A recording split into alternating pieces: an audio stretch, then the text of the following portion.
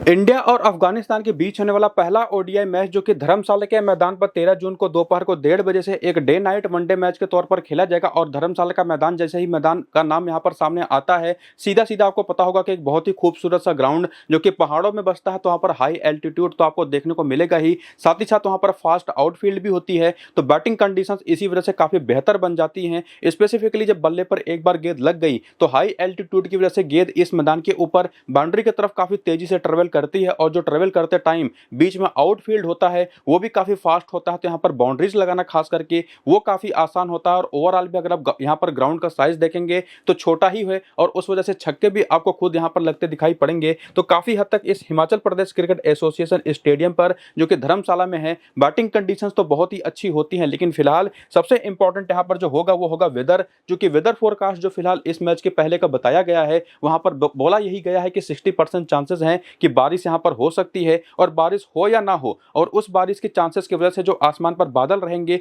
उस वजह से निश्चित तौर पर शुरुआत में यहाँ पर तेज गेंदबाजों के लिए अच्छी खासी हेल्प यहाँ पर रहेगी। लेकिन उन इनिशियल ओवर्स के बाद जैसे जैसे यहाँ पर मैच आगे बढ़ेगा, बैटिंग कंडीशन जो होंगी वो थोड़ी सी बेहतर होती चली जाएगी। और वहीं पर जैसे जैसे जैसा आपको मैंने बताया कि मैच आगे बढ़ेगा, बैटिंग कंडीशंस बेहतर होंगी, तो जो आपको मैंने एक हाई एल्टीट्यूड का एक फैक्टर बताया, और साथ ही साथ यहाँ पर जो फास्ट आउटफील्ड होती है उसका जो एक फैक्टर बताया, उस वजह से बैटिंग करना ना सिर्फ आसान होगा बल्कि स्ट्रोक्स खेलने भी काफी आसान हो जाएंगे। लेकिन जैसे ही बात आती है सेकेंड इनिंग की, वहां पर ड्यू फैक्टर भी गेम में आ जाता है, चूंकि यहाँ पर मौसम काफी ठंडा दिन में ही रहेगा, रात में और भी ठंडा हो जाएगा, तो उस वेदर ड्रॉप की वजह से, टेम्परेचर ड्रॉप की वजह से जो एक ड्यू क्रिएट होगा उसकी वजह से गेंद यहाँ पर काफी हद तक गीली होना शुरू हो जाएगी सेकेंड इनिंग के अंदर उस ओस की वजह से। और जब गेंद गीली होती है तो सभी को पता है कि बॉलिंग करना उतना आसान होता नहीं, लेकिन वही गेंद जब बॉलर्स बॉल फेंकते हैं तो ट्रेवल करके बल्ले पर बहुत अच्छे तरह से स्किड करके आती है, और बहुत आसानी से रन बनते हैं वहां पर उन सेकंड इनिंग के दौरान। तो जैसे जैसे मैच आगे बढ़ेगा, बैटिंग करना और भी आसान होता चला जाएगा।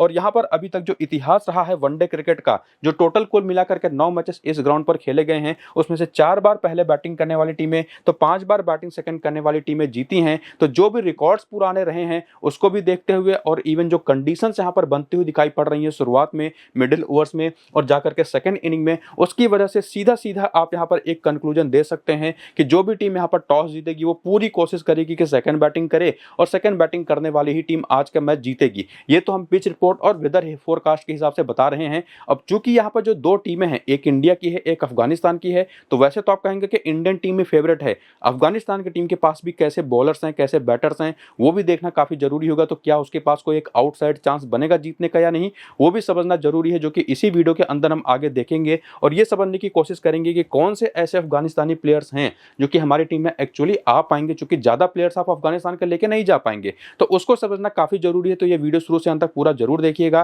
फिलहाल आप जाकर के मेरा टेलीग्राम और व्हाट्सएप चैनल जरूर ज्वाइन करिए। इन्हीं दोनों जगहों पर आपको मैं जब टॉस के बाद के जो अपडेट्स होंगे कि आसमान के पर कितने बादल हैं, टॉस के बाद जब मैच स्टार्ट होने वाला होगा, बारिश की क्या संभावना है, पिच जो देखने में मिली है वो कैसी है, क्या उस पर कुछ ग्रीनरी भी छोड़ी गई है नहीं, यानी कि हरी घास है या नहीं, तो हवा में तो गैस स्विंग करेगी, और अगर हवा यहाँ पर पिच के ऊपर घास छोड़ी जाती है, थोड़ी बहुत हरी घास खास करके, तो वो काफी हद तक मदद करेगी, पिच पर से भी गेंद वहां पर स्विंग करे, तो वो सारी चीजें देखना बहुत जरूरी होगा। तो वो सारे अपडेट्स आपको मैं टेलीग्राम और व्हाट्सएप पर टॉस के बाद दूंगा, और उसकी बेसिस पर जो फाइनल टीम बनेगी उसका भी सजेशन आपको मैं टेलीग्राम और व्हाट्सएप चैनल पर दे दूंगा। तो दोनों को जाकर के ज्वाइन करिए। नीचे इसी वीडियो के डिस्क्रिप्शन में और कमेंट बॉक्स में जो पिन किया हुआ कमेंट है, लिंक आपको वहां पर देखने को मिल जाएगा। और फिलहाल देखिए जो पॉसिबल प्लेइंग 11 और बैटिंग ऑर्डर आज के इस मैच में खेल सकती है इंडियन टीम की तरफ से, और चूंकि यहाँ पर धर्मशाला में मैच है तो ज्यादा, हालांकि स्क्वाड के अंदर इस इंडियन टीम में स्पिनर्स भी ज्यादा है नहीं, वाशिंगटन सुंदर हैं, कुलदीप यादव हैं, और बाकी आपको यहाँ पर तेज गेंदबाजी दिखाई पड़ेंगे। बैटिंग ऑर्डर निश्चित तौर पर आपको यहाँ पर नीतीश कुमार रेड्डी तक जाती दिखाई पड़ेगी, जिसमें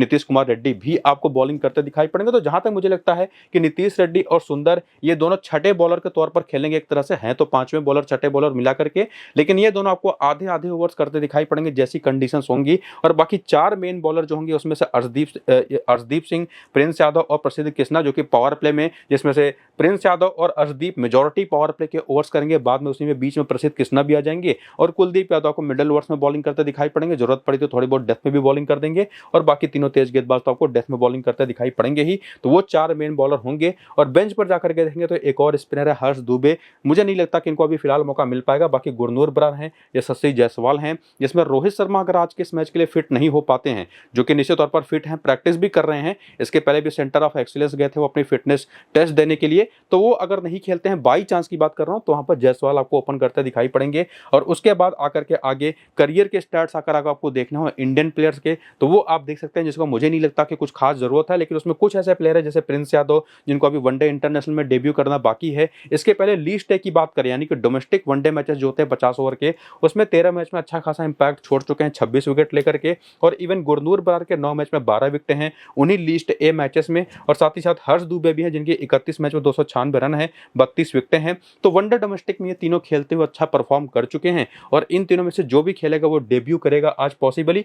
और बाकी प्लेयर्स को तो मुझे लगता है कि आप मोर देन इनफ जानते ही हैं, इतना कि उनके लिए आपको करियर के आंकड़े देखने की जरूरत है नहीं। जरूरत पड़ेगी आपको अफगानिस्तानी कुछ प्लेयर्स की, वो आगे आप देख लीजिएगा। लेकिन फिलहाल रीसेंट फॉर्म की अगर हम बात करें इंडियन प्लेयर्स की, तो आपको यहां पर दिखाई पड़ेगा कि शुभमन गिल अभी इनका आईपीएल बहुत ही कमाल का गया था। हालांकि लास्ट के 3 मैचेस में केवल एक अच्छी पारी आई थी, लेकिन ओवरऑल अभी रिसेंट टाइम में हमने देखा है कमाल के फॉर्म में रहे हैं। और ना सिर्फ उस आईपीएल के मैचेस में, अभी उसके बाद जब टेस्ट मैच अफगानिस्तान के खिलाफ खेला गया तो उसमें भी इन्होंने सेंचुरी लगाई। बाकी रोहित शर्मा बीइंग रोहित शर्मा, जिस तरीके के नंबर्स आपको देखने को मिलेंगे उसी तरीके से इनका दिखाई हमेशा पड़ेगा, क्योंकि ये हाई रिस्क क्रिकेट खेलते हैं, लगातार ताबड़तोड़ शॉट्स खेलते हैं, तो उतने रन आपको कंसिस्टेंटली हमेशा बनते दिखाई नहीं पड़ेंगे। लेकिन जिस तरीके के खिलाड़ी हैं, इनको मैं सजेस्ट करूंगा कि पहली ही इनिंग की बैटिंग में अगर आप इनको ड्रॉप करना चाहते ही हैं, एक रिस्क लेना चाहते हैं, तो पहले ही इनिंग की बैटिंग में ड्रॉप करिएगा। लेकिन सेकंड इनिंग की बैटिंग में ये आपके टीम में जरूर होने चाहिए। और उसके अलावा श्रेयस अय्यर, ईशान किशन और इसके अलावा केएल राहुल जैसा अभी आईपीएल खेल करके आए हैं, इन तीनों को आप बिल्कुल भी ड्रॉप नहीं कर सकते। और इवन श्रेयस अय्यर ना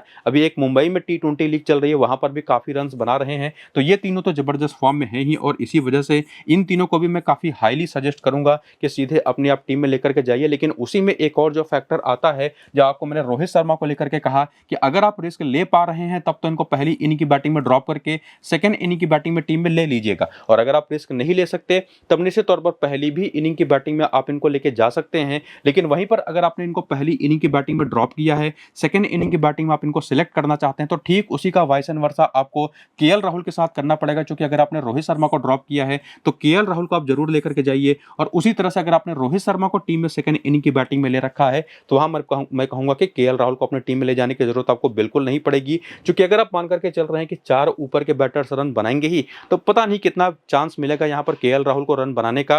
लेकिन पूरी तरह से सेफ खेलना चाहते हैं तो ऊपर के 5 बैटर्स लेकर के जाइए। थोड़ा बहुत अगर आप यहां पर ट्राई करना चाहते हैं तो रोहित शर्मा और केएल राहुल के बीच में आप रोटेशन कर सकते हैं, हालांकि उसमें भी एक रिस्क इंक्लूड होगा। और उसके बाद आते हैं नीतीश कुमार रेड्डी और वाशिंगटन सुंदर। हालांकि हमको ये देखना पड़ेगा कि क्या गुरनूर बरार या हर्ष दुबे में से भी किसी एक को मौका मिलता है या नहीं। जिनका करियर आपने पीछे देख लिया, फॉर्म आप यहां पर देख सकते हैं। और इवन नीतीश कुमार रेड्डी और वाशिंगटन सुंदर का भी फॉर्म आप यहां पर देख सकते हैं। नीतीश कुमार रेड्डी अगर आपको याद हो तो आईपीएल के अंदर बल्ले से भी रन बना रहे थे, बॉलिंग भी अब ये 140 प्लस किलोमीटर प्रति घंटे की कर रहे हैं रफ्तार से। तो ये एक बहुत ही सुधरे हुए खिलाड़ी बन चुके हैं। तो इनको तो मैं काफी हाईली रेट करूंगा आज के इस मैच में टीम में ले जाने के लिए। लेकिन वहीं पर अगर सुंदर की बात करें तो इनको अगर आपको ट्राई करना ही है तो केवल पहली इनिंग की बैटिंग में ट्राई करिएगा।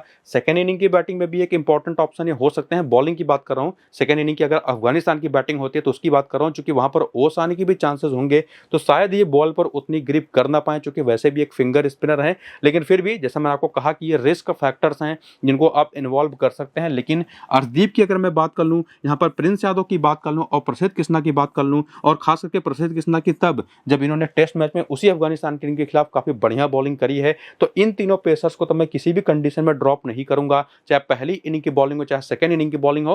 हालांकि उसमें देखना पड़ेगा कि प्लेइंग 11 में खेल रहे हैं नहीं खेल रहे।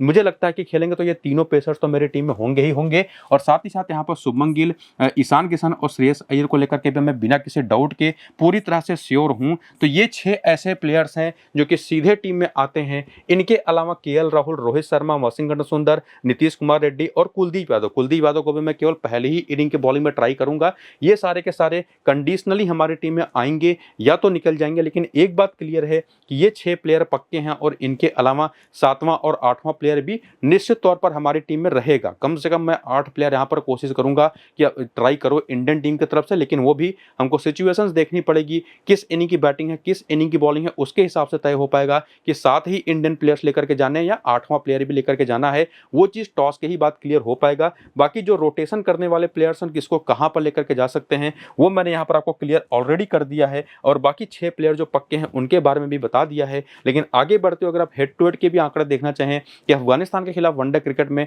इन मेन इंडियन प्लेयर्स के क्या आंकड़े हैं, तो कुल मिलाकर के 5 ही ऐसे इस करंट स्क्वाड में प्लेयर्स हैं जो इसके पहले अफगानिस्तान के खिलाफ खेले, जिसमें रोहित शर्मा के 3 मैच में 150 रन है, ईशान किशन के 1 मैच में 47 रन है, अय्यर के 1 मैच में 25 रन है, केएल राहुल के 2 मैच में 90 रन है और कुलदीप के 3 मैच में 3 विकेटें हैं। और इस मैदान की बात करें तो इस मैदान पर भी वनडे क्रिकेट के अंदर गिल के 1 मैच में 26 रन है और ध्यान रखिएगा शुभमन गिल का यह होम ग्राउंड है और यहीं पर इन्होंने आईपीएल में सेंचुरीज भी लगाई थी। और उसके अलावा रोहित शर्मा के 4 मैच केवल 66 रन है और उसके बाद यहाँ पर श्रेयस अय्यर के 2 मैच में 42 रन है, यहीं पर केएल राहुल के 1 मैच में 27 रन है, यहीं पर कुलदीप यादव के 1 मैच में 2 विकेटें हैं। और जब आती है बात प्लेयर बैटल की तो सभी जाते हैं, वर्ल्ड नोन है कि आजकल के जमाने में बाएं हाथ के जो एक बहुत ही अच्छे तेज गेंदबाज कोई हुआ जो स्विंग भी करा ले शुरुआत में, वो किसी भी टीम के टॉप ऑर्डर बैटर को परेशान करेगा, जो कि इंडियन बैटर्स को भी कर लेता है। इंडियन बैटर्स जनरली जब बात आती है वनडे क्रिकेट की तो केवल यशस्वी जायसवाल को निकाल दे, जिनका भी करियर ही काफी छोटा रहा है, तो 23 गेंदें खेली हैं, 18 रन बनाए हैं, 1 बार आउट हुए हैं बाएं हाथ के तेज गेंदबाज पर। बाकी जो भी इंडियन बैटर है किसी भी टाइप ऑफ बॉलिंग पर कभी उतना कमजोर रहा नहीं है कि जिसको आप उसको स्पेसिफिक वीकनेस की कैटेगरी में डालें। लेकिन निश्चित तौर पर शुभमन गिल राशिद खान पर 2 बार आउट हो चुके हैं वनडे क्रिकेट में, 38 गेंद पर 31 रन बना करके। राशिद खान ने रोहित शर्मा को भी 1 बार आउट किया 18 गेंद पर 25 रन देकर के। और उसके बाद ईशान किशन, श्रेयस अय्यर और केएल राहुल के भी आंकड़े आप यहाँ पर देख सकते हैं। इसमें ईशान किशन लेग स्पिन पर भी फंसते हैं, 55 गेंद पर 72 रन बना करके 3 बार आउट हुए हैं। राशिद खान पर भी 1 बार सस्ते में आउट हुए हैं। और उसके बाद श्रेयस अय्यर भी बाएं हाथ के तेज गेंदबाजी पर बुरी तरह से फंसे हैं कई बार वनडे क्रिकेट में। हालांकि बुरी तरह से कहने का यह मतलब है कि 5 बार आउट हुए हैं, बैटिंग एवरेज खराब नहीं है। यहां पर देखेंगे तो 150 रन भी बनाए हैं उसके पहले, लेकिन वो इनकी एक स्पेसिफिक आप कह सकते हैं कमजोरी है। सबसे खराब बाएं हाथ के तेज गेंदबाजी पर ही वनडे क्रिकेट में खेले हैं, फिर भी 30 का बैटिंग एवरेज है। और उसके बाद केएल राहुल की बात करें तो ये भी राशिद खान पर 1 बार फंसे हैं, मोहम्मद नबी पर भी 1 बार सस्ते में आउट हो चुके हैं। तो काफी हद तक ये क्लियर होता दिखाई पड़ रहा है कि बाएं हाथ के तेज गेंदबाज जो शुरुआत में गेंद स्विंग करा ले वो थोड़ा बहुत गेम में तो आ सकता है। राशिद खान ने परेशान ऑलरेडी कर रखा है इंडियन बैटर्स को पहले भी, वो काफी हद तक हमको यहाँ से एविडेंट दिखाई पड़ा। लेकिन वही अगर आप ऑप्शन चेक करने जाएं अफगानिस्तान की टीम में तो बाएं हाथ का तेज गेंदबाज फरीद अहमद मलिक है जो कि स्विंग करा लेते हैं।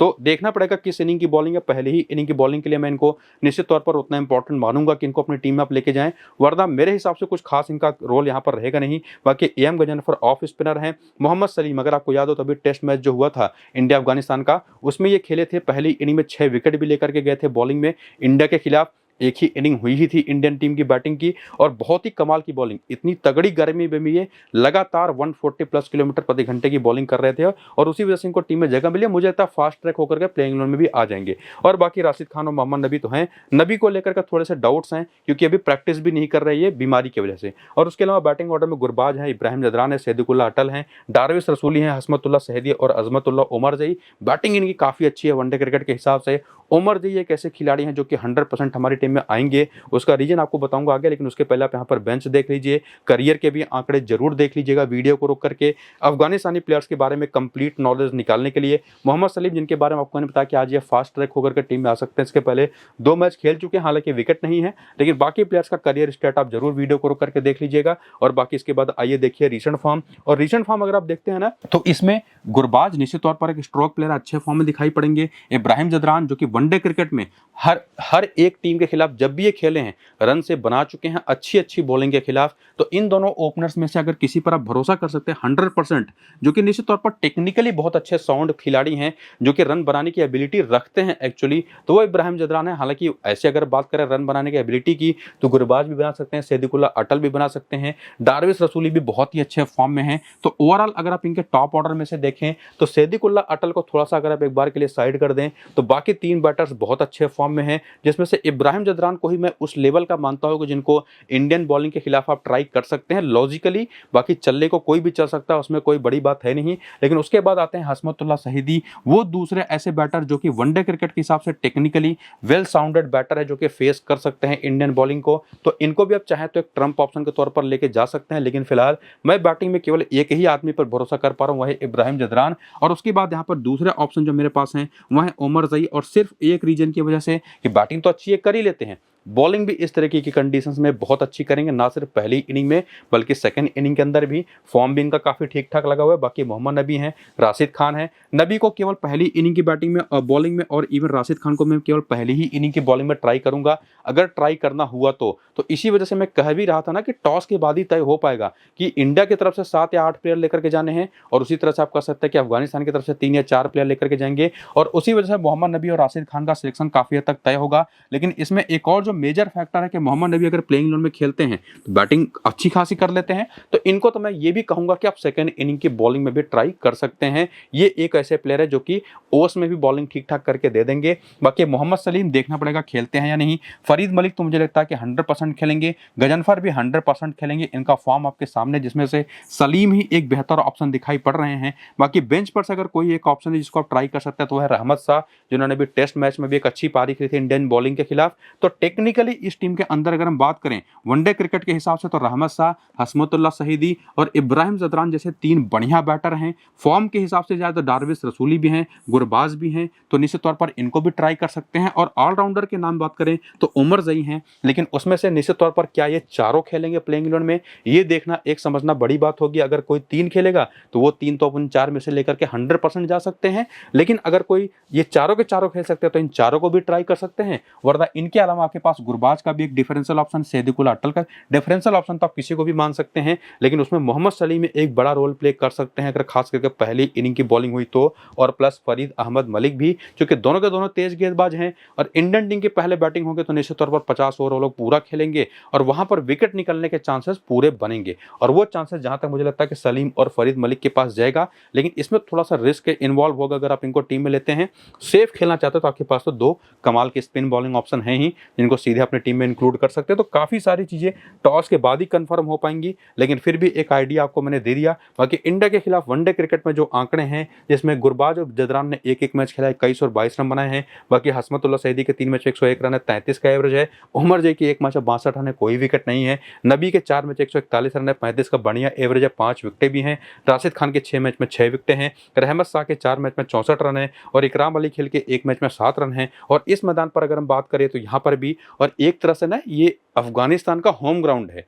अगर हम है तो इंडिया में, लेकिन अफगानिस्तान ट्रीट की जाती है इस तरह से कि ये उनका एक होम ग्राउंड है और यहाँ पर ये मैच खेले भी हैं। वनडे क्रिकेट में एक मैच खेले हैं जो भी खेला है, जिसमें गुरबाज ने 47 बनाए हैं, जदरान ने 22 रन बनाए हैं, 18 रन शहीदी ने बनाए हैं, 2 रन बना करके 1 विकेट भी लिया उमर जई ने। नबी ने 6 रन बनाए हैं, विकेटलेस गए हैं, विकेटलेस राशिद खान भी गए हैं और 18 रन रहमत शाह ने बनाए हैं। और जब बात आती है ये वीकनेसेस की कि इंडियन बॉलिंग को जब फेस करेंगे ये बैटर्स, तो इब्राहिम जदरान एक ऐसे खिलाड़ी जो लेफ्ट मीडियम पेस पर फंसते हैं, 95 रन बना करके 5 बार आउट हुए हैं। और ऐसे अर्शदीप बॉलर हैं इंडियन टीम के अंदर जो फंसा भी लेंगे, मुझे पूरी उम्मीद है। और बाकी लेफ्ट आर्म ऑर्थोडॉक्स पर भी ये फंसते हैं। लेफ्ट आर्म ऑर्थोडॉक्स बॉलिंग सैदिकुल्लाह अटल को भी परेशान करती है। और इवन इसके बाद हसमतुल्लाह शहीदी की बात करें तो ये कुलदीप यादव पर कमजोर पड़े हैं, लेफ्ट आर्म मीडियम पेस पर कमजोर पड़ते हैं। और ओवरऑल चूंकि कुलदीप यादव की बात हो ही रही है तो left arm chinaman bowling automatically game में आ जाता है। और उसके बाद जो बाकी बैटर उसमें से अजमतुल्लाह उमर जई, ये भी बाएं हाथ के तेज गेंदबाजी पर परेशान आते हैं और स्पेसिफिकली जो मीडियम पेस होते हैं, जो स्विंग पर रिलाई करते हैं।